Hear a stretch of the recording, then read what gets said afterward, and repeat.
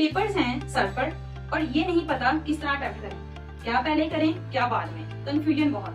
तो घबराना नहीं, सबसे पहले रिलैक्स हो जाए, परेशान ना हो।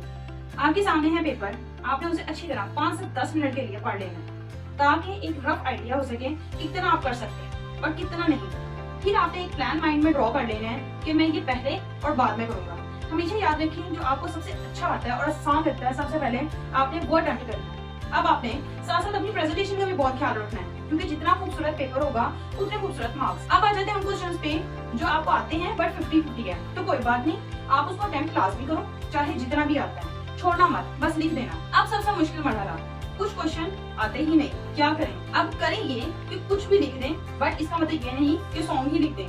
उस वर्ड और क्वेश्चन से रिलेटेड कुछ भी जो आपके माइंड में कॉन्सेप्ट्स हैं अपने वर्ड्स में लिख दें। इससे ये होगा कि कुछ ना होने से बेहतर है कि कुछ ना कुछ मार्क्स मिल जाएंगे। लास्ट स्टेप, आपने अपने पेपर करने के बाद